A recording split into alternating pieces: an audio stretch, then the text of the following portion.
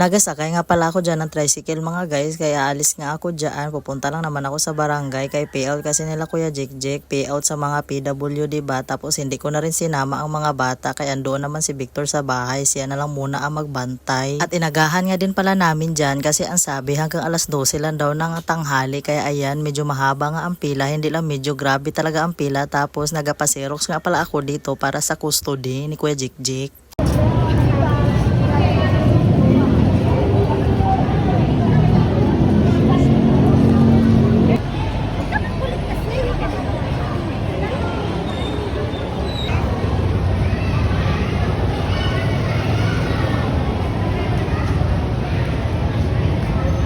At nakuha ko na nga ang pera tapos binigyan nga din pala ako nitong mamon kaso may kulang. Hindi man ako binigyan ng tubig na pagkadami-dami naman ng tubig dyan. Kanina pa ako nauuhaw pero kahit pa paano ay pasalamat tayo sa grasya. Oy, thank you so much talaga no.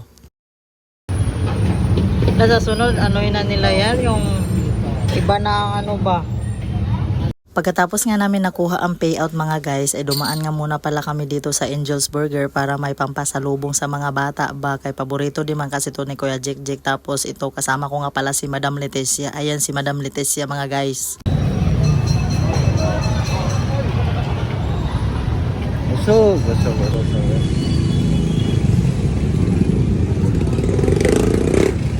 At pagkababa nga pala namin sa tricycle mga guys ay naglakad kami papunta doon sa bahay namin tapos naabutan kami ng pagkalakas-lakas na ulan mga guys. Wala kaming no choice kay wala man kaming dala na payong no kundi magpaulan.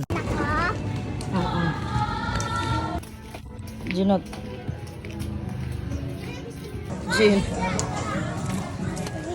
Kaya. Kaya. Kaya. Umalis nga pala kami dyan ni Jinjin mga guys kay ang akong isang kaibigan mga guys si Barbie kay nag-open man daw siya ng kanyang barbecuehan kaya suportahan natin. Oy, magbili kami dyan ng pangulam namin sa hapunan ba. Ito talaga ang ugali ko mga guys kapag meron talaga akong kaibigan na mag-open ng kanyang paninda kung unsa pa na negosyo kay susuportahan ko talaga mga guys. Bakay ganyan talaga ako, ganyan ako kabait mga guys kaya kaibiganin nyo na ako, hindi ako mangungutang sa inyo. Magkano sa laman mo te?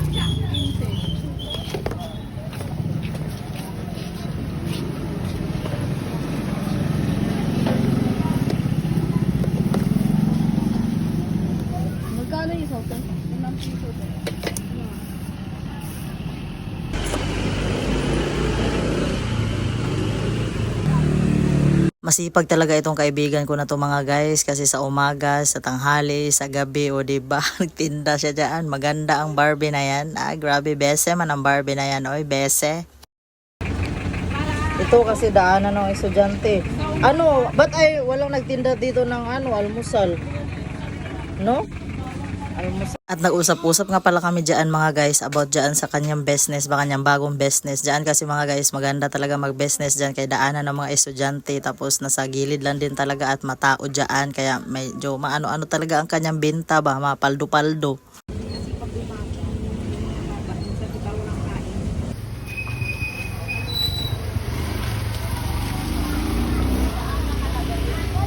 At naluto na nga ang barbecue mga guys. So umuwi na kami. Ano pa bang inilangay-langayan namin na gutom na si Victor nagantay doon. Tapos itong si kaibigan ko nga palang si Barbie. Sumama siya kay may pupuntahan pa daw siya dyan. Ewan ko kung saan siya pupunta.